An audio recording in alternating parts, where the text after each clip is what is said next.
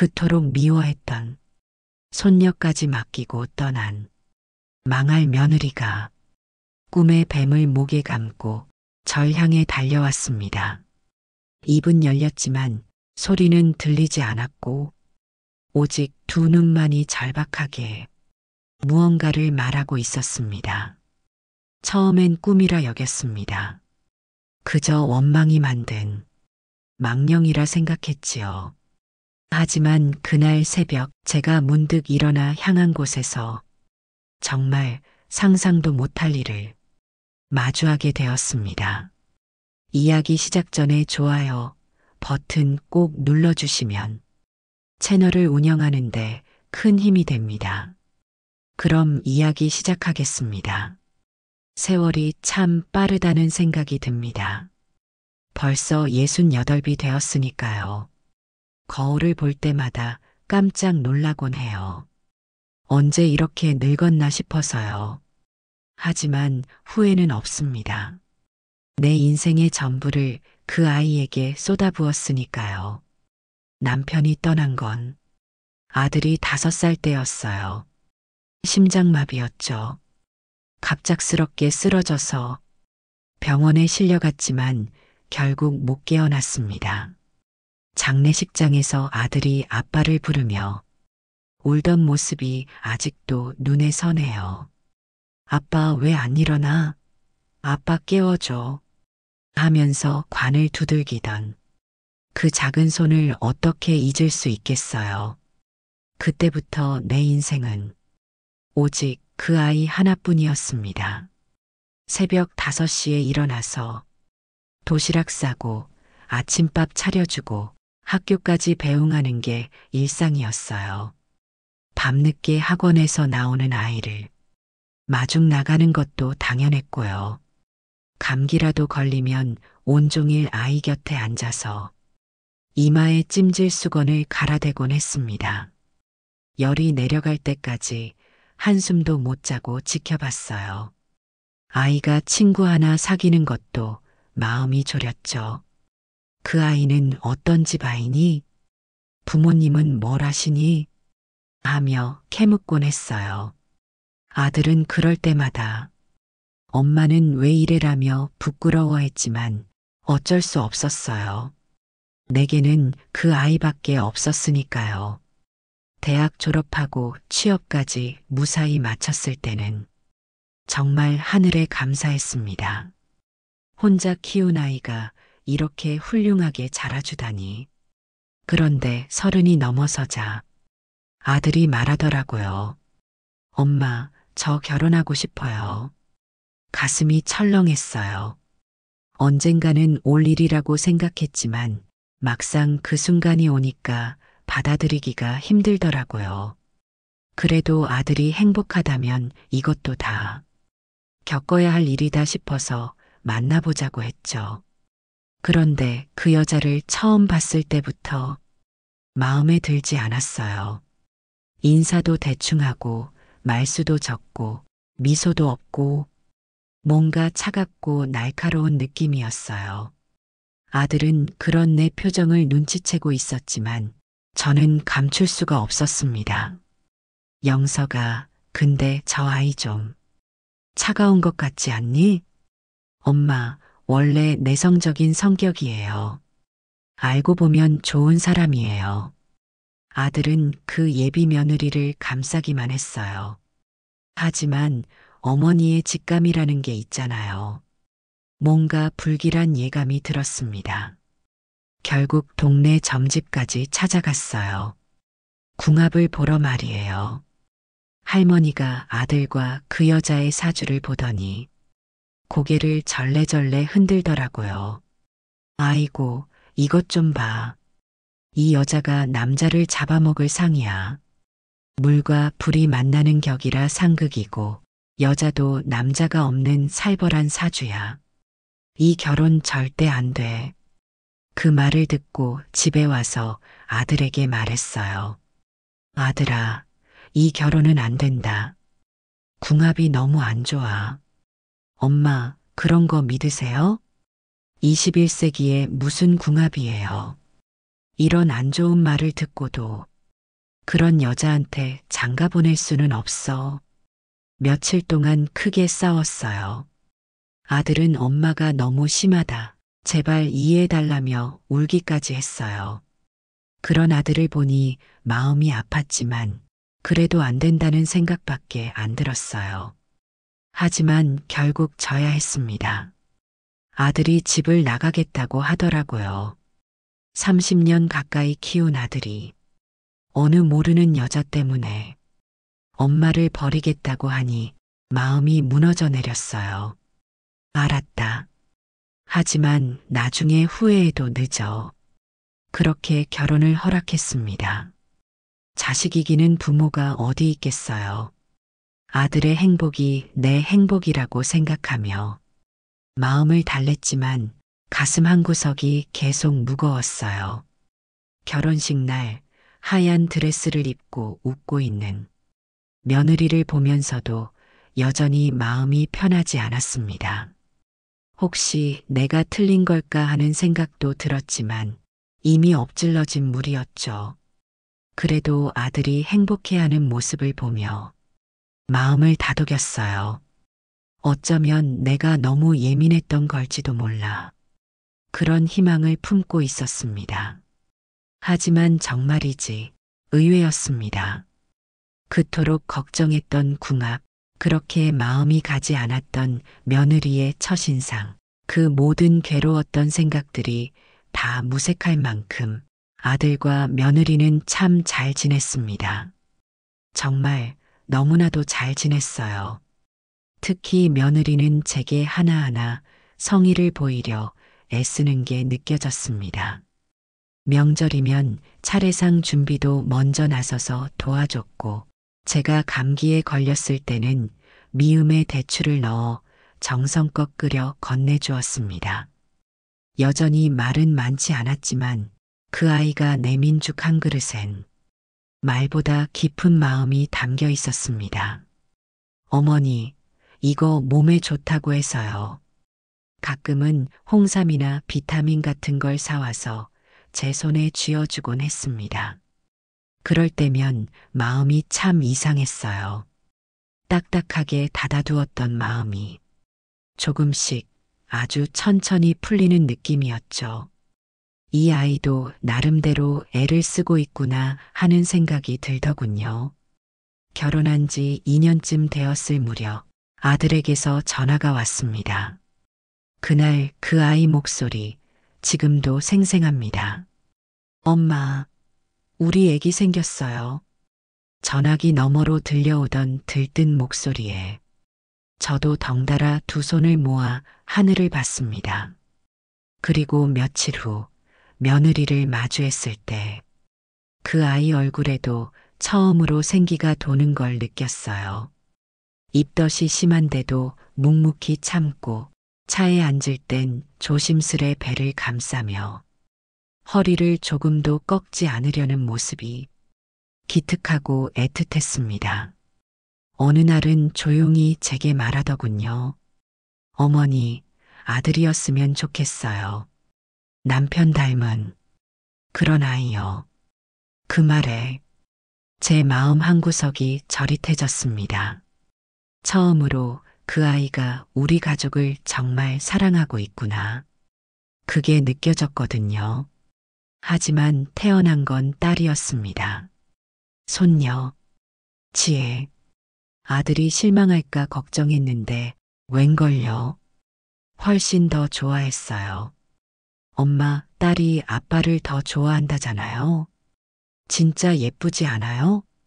신생아실 창 너머로 본 그 아이. 정말이지. 손가락 하나, 손톱 하나, 어쩌면 그렇게도 고울 수 있을까요? 그 조그만 생명체 하나를 앞에 두고 아들도 며느리도 그리고 저까지 온 마음이 녹아내렸습니다. 며느리도 아이를 바라보는 눈빛이 완전히 달라져 있더군요. 그동안 단단하게 닫혀있던 무언가가 아이 앞에서 풀리는 것 같았습니다. 그리고 며느리가 제게 말했습니다. 어머니, 아이 이름 지어주실래요? 그 말을 듣는 순간 가슴이 벅차올랐습니다. 이제야 진짜 가족이 되었구나. 그렇게 느껴졌습니다. 지혜, 지혜로운 아이가 되라고, 지혜라고 하자. 그렇게 해서 지혜는 우리 가족이 되었습니다. 아들은 퇴근만 하면 지혜부터 찾았고, 며느리는 24시간 아이만 바라보며 지냈습니다. 저는 할머니가 된 기쁨에 아이 옷이며 장난감이며 하나라도 더 사주려고 시장을 헤매고 다녔습니다. 특히 지혜가 돌을 지나면서부터는 가족 셋이, 아니 넷이 함께 보내는 주말이 저에겐 작은 축복 같았습니다. 아들 내외는 지혜를 데리고 저희 집에 자주 왔고 며느리는 어머니하고 자연스럽게 말을 붙이며 밥도 같이 차리고 웃는 얼굴도 보여주곤 했습니다. 어머니, 지혜가 남편 닮아서 똑똑한가 봐요. 벌써 할머니 하려 해요. 그런 말을 들을 때면 정말 다정한 며느리 같았습니다. 아, 내가 그동안 너무 오해했구나. 시간이 흘렀을 뿐인데 이 아이도 우리 가족이 되어 있었던 거구나. 지혜가 3살, 4살이 되자 사랑스러움이 더해졌습니다.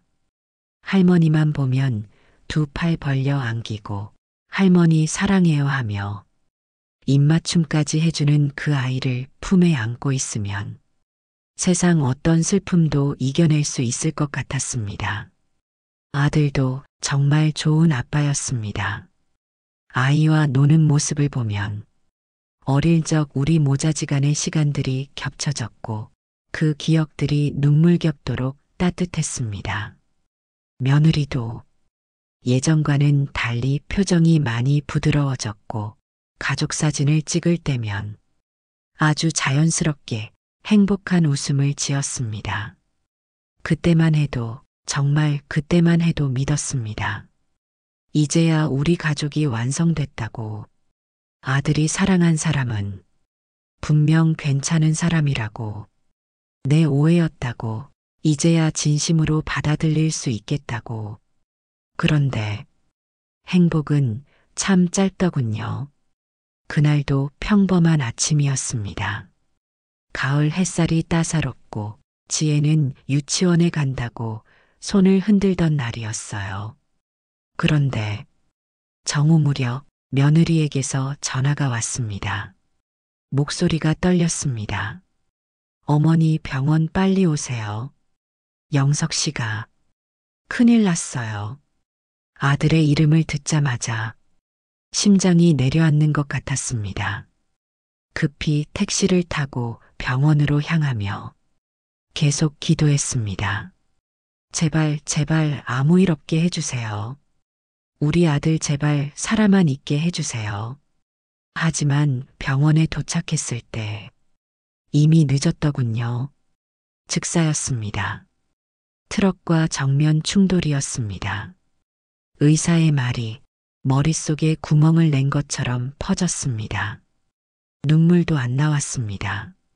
숨도 잘 쉬어지지 않았습니다. 몸이 아닌 제 안에서 무너져 내린 느낌이었습니다. 며느리는 병원 바닥에 주저앉아 의식을 놓았고 지혜는 아빠는 왜 안 일어나? 하며 울었습니다.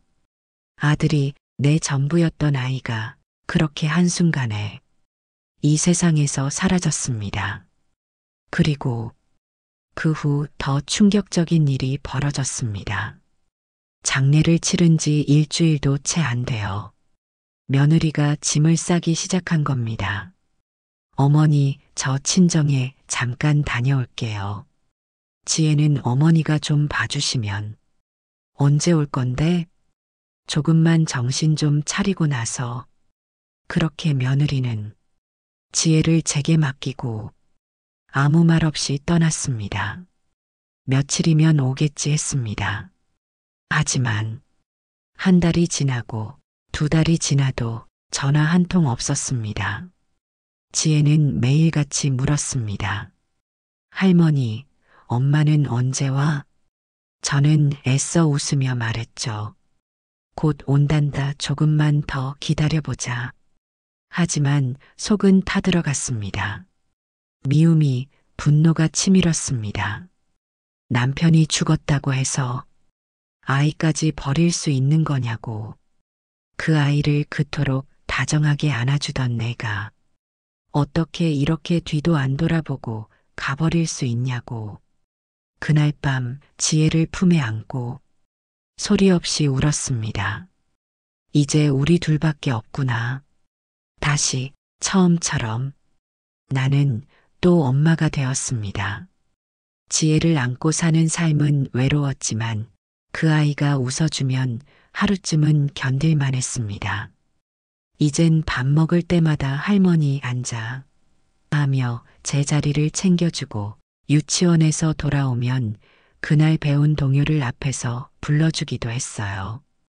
밤엔 이불 속에서 제 손을 꼭 붙잡고 잠들었고요. 지혜는 정말이지 아들이 남긴 마지막 선물 같았습니다. 그 아이를 품에 안고 자는 날이면 마치 다시 아들 품을 안는 기분이 들기도 했습니다. 시간이 지나며 며느리에 대한 미움은 여전히 식지 않았습니다. 처음엔 분노, 그 다음은 실망, 그 다음은 그냥 체념이었어요. 사람이 어떻게 저럴 수 있지? 죽은 남편 두고 자식까지 버리고 떠나. 하지만 지혜 앞에서는 그런 감정 단 한 점도 비춰선 안 된다고 다짐했습니다.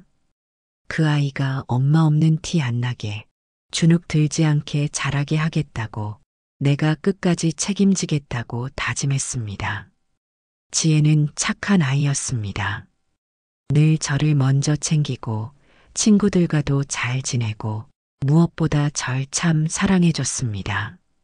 그 아이가 크면서 저는 어느 순간 한 번도 왜 나만 이렇게 살아야 해라는 말을 꺼낸 적이 없더군요.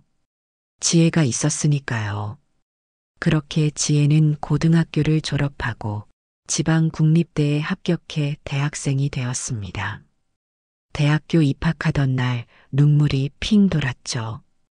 기숙사에 뽑혔다며 짐을 꾸리던 날 제가 더 아쉬워서 눈물이 핑 돌았습니다. 지혜야, 할머니 걱정 안 하게 전화도 자주 하고 응? 할머니는 내 목소리 들어야 마음이 놓여. 알았어요, 할머니. 자주 연락할게요. 할머니도 식사 잘 챙겨 드시고요. 밝게 웃으며 인사하던 아이. 그 아이를 뒤에서 바라보며 가슴이 뻥 뚫린 듯 했지만 저는 아이가 어른이 되어가는 걸 응원해야 했습니다. 그리고 몇 달 뒤 지혜가 전화를 했습니다. 할머니, 우리 동아리에서 MT 가요. 계곡 근처에 있는 펜션이래요. 1박 2일. 저녁에는 바비큐도 하고 게임도 한다고 하더라고요.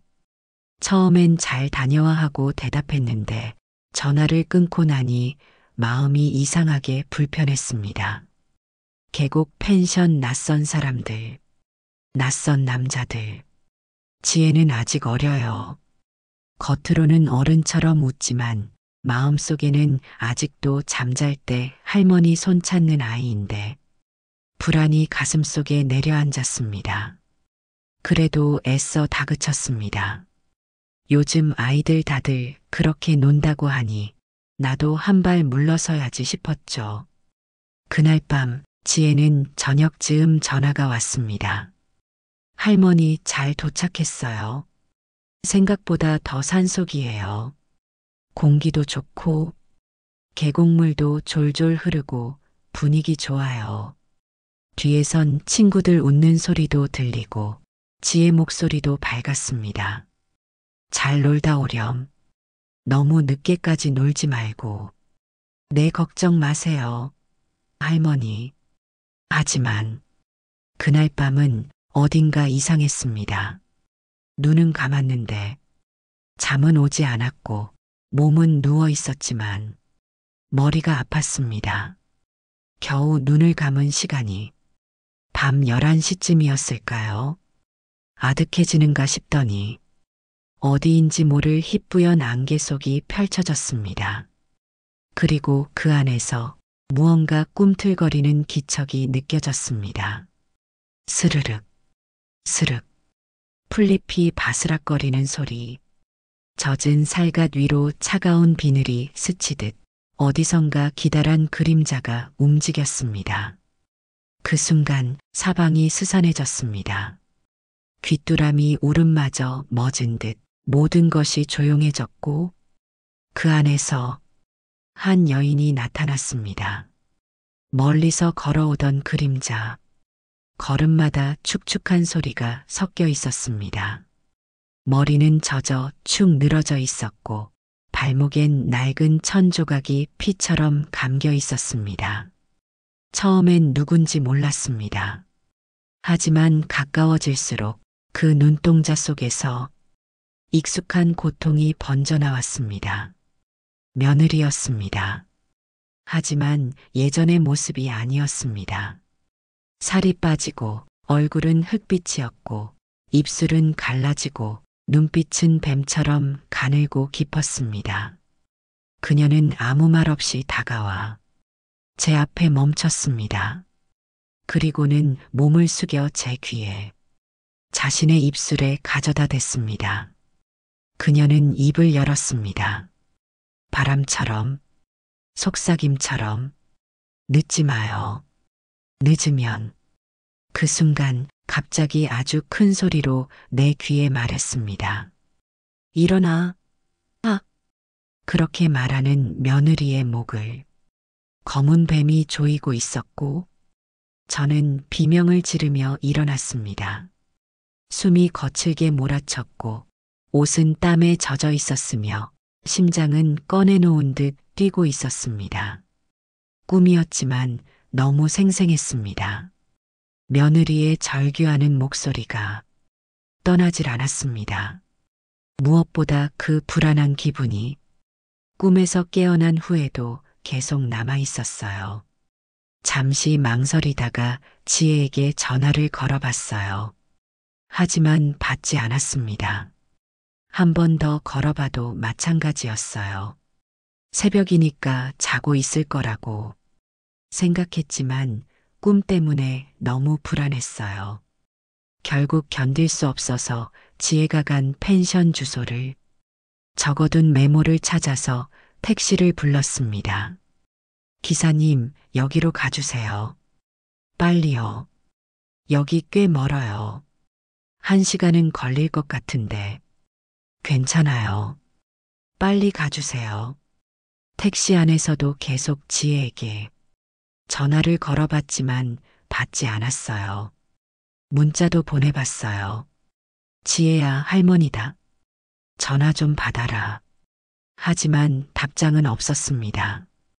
그럴수록 더 불안해졌어요. 설마 정말 무슨 일이 생긴 건 아니겠지? 하지만 꿈이 너무 생생했고 지혜가 전화를 받지 않는 것도 이상했어요. 1시간 넘게 달려서 드디어 펜션에 도착했습니다. 산속 깊은 곳에 있는 펜션이었는데 주변이 온통 나무와 계곡으로 둘러싸여 있었어요. 저는 펜션 문을 두드렸습니다. 한참을 기다리다가 겨우 문이 열렸는데 헝클어진 머리에 술 냄새를 풍기는 남학생이 나왔어요. 누구세요? 지혜 할머니인데요. 지혜 좀 불러주세요. 아, 지혜 할머니시구나. 잠깐만요. 그 학생이 안으로 들어가면서 지혜야, 할머니 오셨어. 하고 소리쳤습니다. 곧 지혜가 나왔어요. 얼굴이 상기되어 있었고 눈이 조금 풀려 있는 것 같았어요. 할머니, 여긴 어쩐 일이에요? 전화를 안 받아서 걱정이 되어서 왔지. 괜찮니? 네, 괜찮아요. 전화 못 받아 죄송해요. 전화기를 무음으로 해놔서 못 받네요. 그냥 친구들이랑 놀고 있었어요. 지혜의 목소리가 평소와 달랐어요. 어딘가 어색하고 긴장한 것 같았죠. 그리고 제 눈을 제대로 쳐다보지 못하고 있었어요. 지혜야, 할머니 좀 들어가도 될까? 그게 지금 좀 어수선해서. 그때 안에서 여러 명의 웃음소리가 들려왔어요. 그런데 그 웃음이 왜 그렇게 섬뜩하게 들리는지 너무나도 이 자리가 싫었습니다. 전 손녀가 걱정돼서 다시 한번 물었습니다. 지혜야, 너 정말 괜찮은 거지? 네, 할머니. 걱정 마세요. 하지만 지혜의 손이 떨리고 있는 걸 봤어요. 그리고 목소리도 평소보다 높았어요. 분명히 뭔가 잘못되고 있었어요. 실례합니다. 지혜가 말리려고 했지만 저는 이미 문을 밀고 들어갔어요. 펜션 안은 정말 어수선했어요.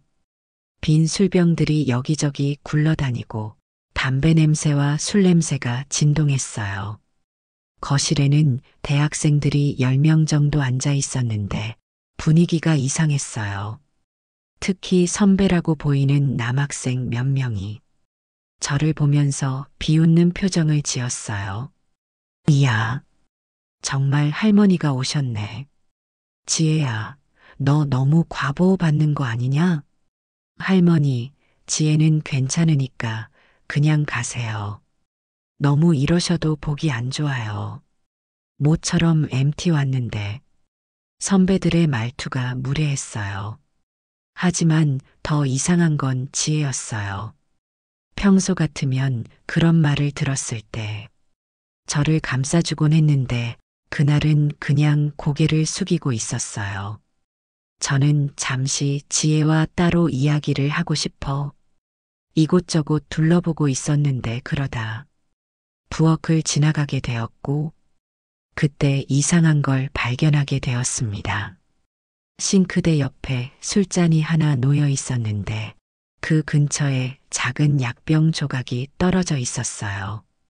하얀 가루가 조금 남아있는 투명한 작은 병 조각이었어요. 순간 온몸에 소름이 돋았습니다. 급하게 거실로 돌아갔어요. 지혜가 그 술잔 쪽으로 손을 뻗고 있었어요. 지혜야, 그거 마시면 안 돼. 제가 소리치면서 달려가서 지혜 손에서 술잔을 빼앗았어요. 지혜는 깜짝 놀라면서 저를 쳐다봤어요. 할머니, 왜 그러세요? 선배들의 표정이 급변했어요. 처음에 비웃던 얼굴들이 순간 차갑게 굳어졌어요. 할머니, 뭐 하시는 거예요? 지혜한테 뭘 먹이려고 한 거야? 무슨 소리세요? 그냥 술이에요. 하지만 제가 부엌에서 본 약병 조각을 이야기하자 분위기가 완전히 바뀌었습니다. 선배들이 서로 눈짓을 주고받더니 갑자기 일어났어요. 아, 그거요? 그냥 두통약이었어요. 별거 아니에요. 두통약을 왜 술에 타? 실수로 떨어뜨린 거예요. 할머니가 너무 예민하게 구시네. 하지만 그들의 표정을 보니 절대 실수가 아니었어요. 뭔가 지혜에게 해를 끼치려고 했던 게 분명했어요. 지혜야, 우리 집에 가자. 할머니, 저 아직 안 돼. 지금 당장 가야 해. 제가 단호하게 말하자 선배들이 비웃었어요. 할머니, 진짜 과보 심하시네. 지혜도 성인인데 요즘 할머니들이 다 저러냐? 이런 곳까지 쫓아와서 너무한 거 아니야? 지혜야, 너도 좀 반항해봐. 언제까지 할머니 말만 들을 거야? 그들의 말에 지혜가 흔들리는 게 보였어요. 하지만 저는 절대 물러설 수 없었어요. 지혜야, 할머니 말을 들어. 제발. 제 목소리에 간절함이 담겨 있었는지 지혜가 저를 쳐다보더니 고개를 끄덕였어요. 할머니 가요. 선배들이 뭐라고 하려고 했지만 저는 지혜의 손을 잡고 펜션을 나왔습니다. 기다리고 있던 택시기사님께 고맙다고 연신 말했고, 택시기사도 요즘 세상이 흉흉하다며 같이 제 말에 동조해 주었죠. 하지만 집으로 돌아가는 길 내내 가슴이 두근거렸습니다. 그러다 지혜가 조금 안정이 되었는지 제 어깨에 기대어 잠을 자더군요. 손녀가 제 곁에서 자는 모습을 보니 그제야 저도 안정을 찾을 수 있었습니다. 하지만 다음 날 아침 지혜는 여전히 어제 일의 충격에서 벗어나지 못한 얼굴이었어요. 아침밥도 몇 숟갈 뜨다 말고 그저 멍하니 식탁에 앉아 있었죠. 제가 무슨 말을 해도 대답은커녕 제 얼굴조차 제대로 쳐다보지 않았습니다. 제 말이 공기처럼 스쳐 지나가기만 하는 것 같았어요. 눈동자에 생기가 하나도 없고 그저 멍한 사람처럼 그렇게 자신 안에 갇힌 아이처럼 앉아있기만 했습니다. 그 뒤로 며칠 동안 지혜는 학교도 가지 않았습니다. 하루 종일 아무것도 하지 않고 방 안에서 웅크린 모습이었어요. 어쩌다 거실로 나와도 말없이 앉아있거나 텔레비전 화면만 멍하니 바라보았죠. 그 모습을 보는 제 마음은 바스라지는 종이처럼 가볍고도 아프게 찢겨나갔습니다. 무슨 말을 해야 위로가 될까? 아무리 생각해도 답이 보이질 않았습니다. 그러던 어느 날 점심 준비를 하며 무심코 텔레비전을 켰을 때였습니다. 화면 속 앵커가 정색한 얼굴로 말을 이어갔습니다. 경기도 계곡 근처 펜션에서 대학생 미수 사건이 발생했습니다. 경찰 조사 결과 가해자로 지목된 대학교 어씨는 술에 수면제를 타서 후배 여학생에게 그 말을 듣는 순간 숟가락을 들고 있던 손이 그대로 멈췄습니다. 손끝이 떨려 국물이 바닥에 뚝뚝 떨어졌고 가슴속으로 서늘한 바람이 밀려들었습니다. 옆에 앉아있던 지혜도 얼굴이 하얗게 질려 있었습니다. 몸이 얼어붙은 듯 텔레비전 화면을 뚫어지게 쳐다보고 있었습니다. 해당 펜션은 과거에도 비슷한 피해 사례가 있었던 것으로 드러났습니다. 경찰은 어 씨를 구속하고 피해 여성과 보호자 진술을 토대로 추가 수사를 진행 중이며 더 이상은 들을 수 없었습니다. 저는 리모컨을 들어 급히 화면을 꺼버렸습니다. 화면은 꺼졌지만 그 목소리는 여전히 귀에 남아 있었습니다.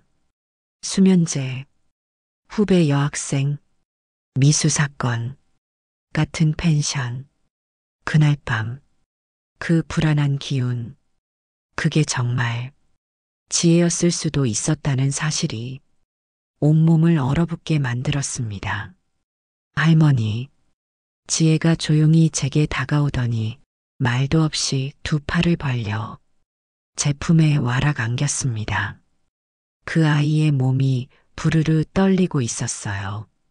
마치 꽁꽁 얼어붙은 새 한 마리가 살 곳을 찾아 날아든 것처럼 지혜는 내 품 안에서 그제야 온기를 찾는 듯 온몸을 떨며 울먹이기 시작했습니다.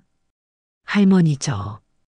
정말 그날 할머니가 안 오셨다면 목소리가 갈라졌습니다. 숨을 삼키듯 끊어진 말 사이로 터져나온 울음이 금세 흐느낌으로 번졌고 결국 참았던 모든 감정이 한꺼번에 터져나왔습니다. 정말 생각만 해도 싫어요. 무서워서 너무 무서워서. 지혜는 제 가슴에 얼굴을 묻은 채 하염없이 울었습니다. 마치 무너진 댐처럼 작은 어깨가 들썩일 만큼 그 아이는 울고 또 울었습니다. 저는 아무 말도 하지 못한 채 그 아이를 꽉 안아주었습니다. 떨리는 등을 조심스레 두드리며 식은 뺨을 손끝으로 닦아주며 괜찮아, 이제 괜찮아. 속으로만 되뇌었습니다. 그 순간 저는 정말이지 다시는 이 아이가 상처받게 하지 않겠다고 속으로 수십 번이고 다짐했습니다. 한참이 지나고 나서야 지혜는 조심스레 고개를 들었습니다. 눈물에 젖어 반쯤 붉어진 얼굴로 저를 뚫어지게 바라보더니 쉰 목소리로 물었습니다. 근데 할머니는 어떻게 그 시간에 오신 거예요? 그 한밤중에 어떻게 알았어요? 순간 저는 숨을 삼키듯 조용히 눈을 감았습니다. 아직도 또렷한 그 꿈이 떠올랐거든요. 습한 바람, 어디선가 흘러내리던 뱀의 비늘, 그리고 슬프게 울던 그 아이, 지혜의 엄마였던 내 며느리. 그제야 저는 조심스럽게 입을 열었습니다. 사실은 말이다. 그날 밤 꿈에 내 엄마가 나타났단다. 저는 지혜에게 잠결에 꾼 꿈에 대해 이야기해줬습니다. 지혜의 눈이 동그랗게 커졌습니다. 저는 꿈의 풍경을 천천히 들려줬습니다. 안개 속 축축한 풀숲, 그 안에서 허름한 옷차림의 며느리가 뱀을 감싸 안고 있었던 모습, 그리고 그 아이가 내게 말했단다. 지혜를 혼자 두면 안 된다고, 늦기 전에 가야 한다고. 지혜는 숨을 들이켰습니다. 눈동자에 다시금 눈물이 맺히기 시작했습니다. 그럼 엄마가 저를 지켜준 거예요? 저는 대답하지 못했습니다. 목이 메어 말이 나오지 않았습니다. 하지만 고개는 조용히 끄덕이고 있었습니다. 지혜는 입술을 깨물며 울었습니다. 며칠이 지나면서 마음은 점점 더 복잡해졌습니다. 그 이후로 며느리 생각이 자꾸 났거든요. 예전에는 그렇게 미웠어요. 내 아들 그렇게 죽고 나서 지혜도 나 몰라라. 자기 삶 살겠다며 떠났던 며느리가 정말 이기적인 여자라고 생각했거든요. 하지만 이번 꿈을 꾸고 나서는 생각이 조금 달라지더군요. 그 절박했던 모습, 지혜를 걱정하던 그 모습이 자꾸 떠올랐습니다. 그러다 저는 며느리가 지금 어떻게 지내고 있는지 궁금해졌어요. 건강하게 잘 살고 있는 걸까? 지혜는 그리워하지 않을까? 결국 예전에 적어둔 며느리 전화번호를 찾았어요. 수첩 구석에 연필로 희미하게 적혀 있더라고요. 한참을 망설이다가 전화를 걸어봤습니다. 그런데 안내 멘트가 나왔어요. 현재 사용하지 않는 번호입니다. 한 번 더 확인해서 걸어봐도 마찬가지였어요. 번호를 바꾼 걸까? 아니면 연락을 아예 끊고 싶어서 번호를 없앤 걸까? 며칠을 고민하다가 결국 며느리, 친정어머니에게 전화를 걸기로 했어요. 안사동과는 아들 장례식 이후로 연락을 한 적이 없었는데 번호는 아직 그대로 있었어요. 한참을 망설이다가 번호를 눌렀어요. 여보세요? 안녕하세요. 안사돈, 지혜 할머니입니다. 전화 너머로 한동안 침묵이 흘렀어요. 그러다가 저는 용기를 내어 조심스럽게 입을 열었습니다. 안사돈, 갑작스럽게 전화드려 죄송해요. 사실은 요 며칠 사이에 며느리 수경이 생각이 자꾸 나서요. 전화기 너머에서 한숨인지 뭔가 눌린 듯한 소리가 작게 새어나왔습니다. 네, 그랬군요. 저는 더 조심스러워졌습니다. 사실 꿈에 나타나더라고요. 지혜 걱정을 하고 있는 것 같았어요. 괜히 마음이 이상해서요. 요즘 수경이는 어떻게 지내나 해서 번호가 없는 번호라고 나와 안사돈에게 이렇게 연락을 드리게 되었어요. 다시 긴 침묵이 흘렀습니다. 이번에는 더 깊고 묵직했습니다.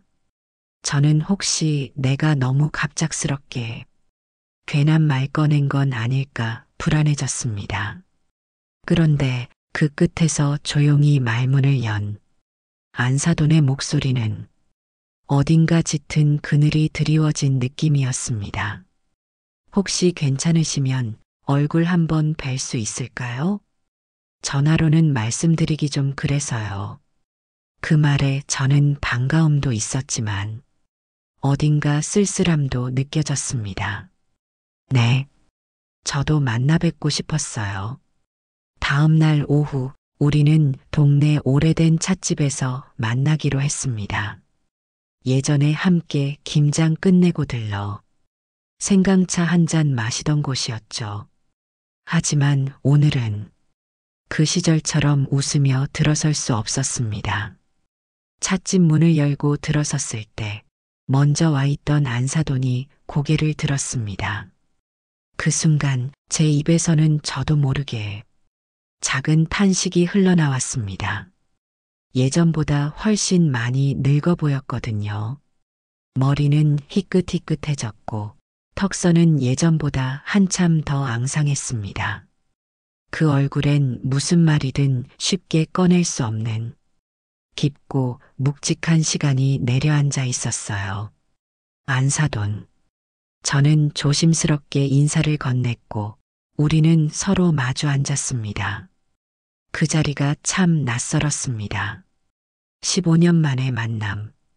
수많은 말이 머릿속을 맴돌았지만 막상 마주하고 나니 입이 제대로 열리질 않았습니다.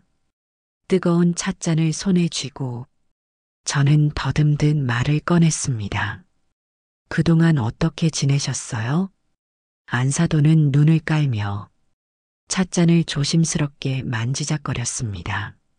손끝이 약간 떨리고 있었습니다. 그럭저럭요. 뭐 사는 게 다 그렇죠. 작은 웃음처럼 섞인 그 말이 어쩐지 더 쓸쓸하게 들렸습니다. 저는 한참을 망설이다가 지혜 생각이 났습니다. 며느리가 꿈에 나타난 그날 밤도 눈물에 젖은 손녀의 품도 모든 것이 이 순간을 향해 온 것 같았습니다. 사실은 지혜가 요즘 들어 수경이를 많이 그리워해요. 그 말을 하며 제 눈길은 조심스럽게 안사돈의 표정을 살폈습니다. 그녀는 처음엔 미동이 없었습니다. 그런데 제가 수경이라는 이름을 꺼낸 순간 그 손이 잠시 멈췄습니다. 그리고 이내 천천히 고개를 들었습니다. 그 눈 안에는 묵은 슬픔이 천천히 차올라 있었어요. 억지로 참고 있던 무언가가 조금씩 틈을 내기 시작하는 표정이었습니다. 그 아이가 입술이 아주 작게 떨렸고 그 말은 다 끝나지 못했습니다. 대신 그녀의 눈시울이 붉어지더니 금세 맺힌 눈물이 고요하게 뺨을 타고 흘렀습니다. 안사돈. 저도 더는 말을 잇지 못하고 손등 위로 시선을 돌렸습니다. 말하지 않아도 알 수 있었습니다. 그 눈물 속에 사연이 담겨 있다는 걸요. 안사돈은 한참을 머뭇거렸습니다.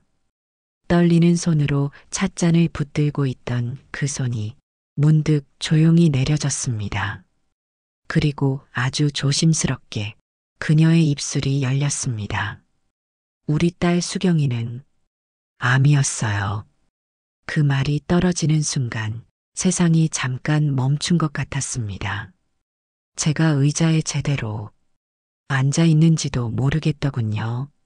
사위 영석이가 알게 된 건 아마 한 달 전쯤이었을 거예요. 그 말을 듣고 우리 사위는 그깟 암 고치면 된다고 했어요. 그동안 돈 모아둔 것도 없으니 치료비 보태겠다고 더 열심히 일하기 시작했죠. 정말 잠도 줄이고 하루에도 현장을 몇 군데씩 뛰어다녔어요. 제 손이 무의식 중에 찻잔을 꽉 쥐었습니다. 그 작은 진실들이 내 가슴 속에 하나씩 박히고 있었습니다. 하지만 영석이는 안사돈에게는 말하지 않았어요. 왜요? 왜 우리 아들이 수경이가 아픈 걸 제게 말하지 않았나요? 제 목소리는 바람 빠진 풍선처럼 기운이 없었습니다. 사돈이 혹시 또 궁합 이야기라도 꺼내실까봐. 지금 엄마는 행복해하고 계시니까 말하고 싶지 않다고 제게 말했어요. 영석이 말로는 엄마가 나 때문에 또 실망하면 안 된다고. 그 말을 듣는 순간 심장이 쿵 꺼지는 소리가 들렸습니다. 그런데 그렇게 무리해서 일하다가 사위가 교통사고로 안사돈은 더는 말을 잇지 못했습니다. 눈가가 떨리더니 이내 눈물이 한 방울 찻잔 가장자리를 타고 조용히 떨어졌습니다. 그 뒤로 우리 딸은 정말 죄인이 된 기분이라고 했어요. 자기 병 때문에 남편이 무리했고 자기 때문에 죽은 거라고. 저는 아무 말도 할 수 없었습니다. 가슴이 점점 조여오고 있었습니다. 숨이 가빠졌습니다. 우리 딸 수경이가 그날 밤 울면서 이러더군요. 엄마, 내가 그 사람 안 만났으면 처음부터 궁합 안 맞으니까 결혼 안 했으면 그 사람 지금도 살아 있었을 거예요. 이게 다 제 죄예요. 그 말에 제 안에 있던 단단한 덩어리가 갑자기 와르르 무너졌습니다. 그래서 자기는 남은 인생 동안 그 죗값을 갚아야 한다고. 자기 병도 말하지 말고 딸 지혜도 시어머니께 맡기자고 했어요. 그게 자기가 할 수 있는 마지막 속죄라고 했어요. 제 두 손이 벌벌 떨렸습니다. 그 아이가 병든 몸으로 딸아이 손을 꼭 붙들고 어떤 마음으로 나를 바라봤을지 생각하니 가슴이 갈기갈기 찢어졌습니다. 끝까지 말하지 말래요. 미움받는 것도 괜찮다고. 그냥 딸만은 지혜만은 당신 손에 맡기고 싶다며. 그 말에 나는 그대로 무너졌습니다. 주먹으로 입을 틀어막고 참았던 울음을 터뜨렸습니다. 그걸 왜 혼자 끌어안고 갔어. 그게 죗값이니 그게. 아이고야 미련한 거사. 그렇게 말도 없이 가버리면 난 평생. 저는 의자에서 몸을 앞으로 숙이며 어깨를 들썩이며 울었습니다. 이제서야 듣는 그 아이의 진심 앞에 나는 아무것도 아닌 사람이 되었습니다. 그때 안사돈이 작게 흐느끼며 말했습니다. 우리 손녀 지혜, 정말 너무 보고 싶었어요. 딸아이 어릴 적이랑 똑같이 생겼는데 정말 그 아이를 보고 싶었는데 우리 딸이 그렇게 말하니까 못 갔어요. 갈 수가 없었어요. 저는 흐느끼는 그녀를 바라보다 마침내 자리를 박차고 일어나 그 손을 덥석 붙잡았습니다.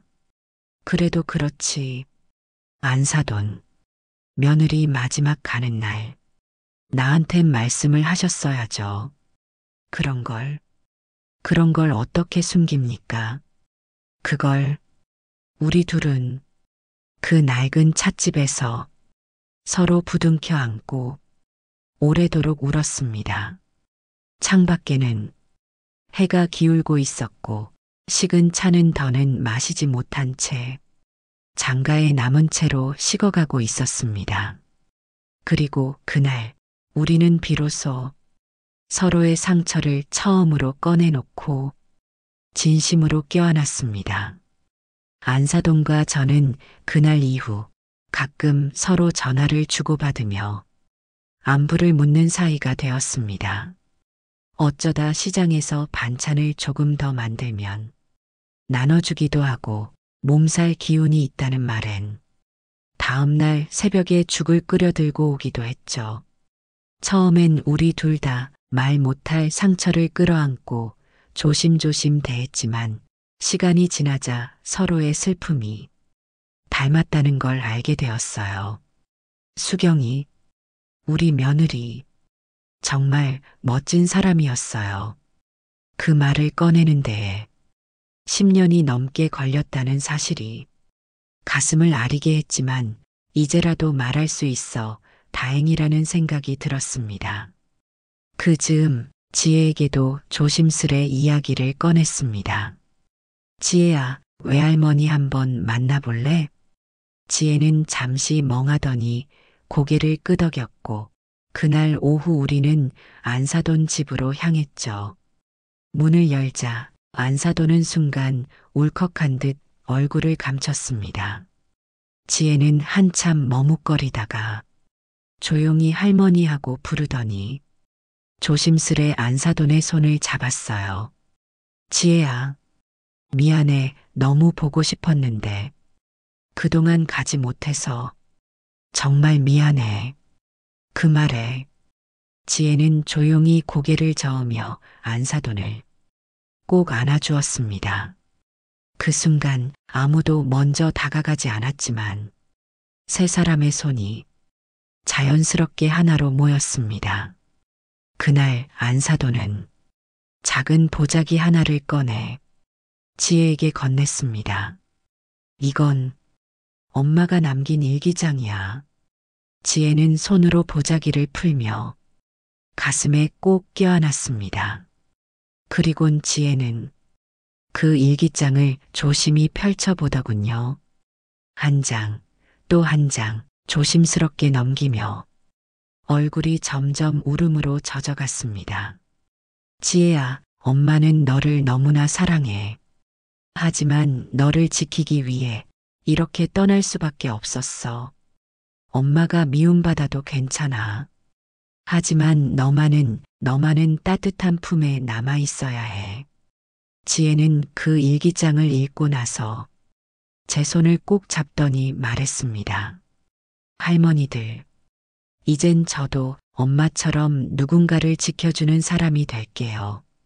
누군가에게 따뜻한 사람이 될게요. 그 말에 저도 안사돈도 조용히 지혜의 손을 맞잡았습니다. 그날 봄바람이 살랑살랑 부는 날, 우리는 셋이 나란히 벚꽃길을 걸었습니다. 꽃잎이 흩날리는 그 길 끝 어딘가 저는 문득 하얀 옷을 입은 며느리와 웃고 있는 아들의 모습이 어렴풋이 보이는 듯한 착각을 했습니다. 둘이 나란히 서서 조용히 웃고 있었습니다.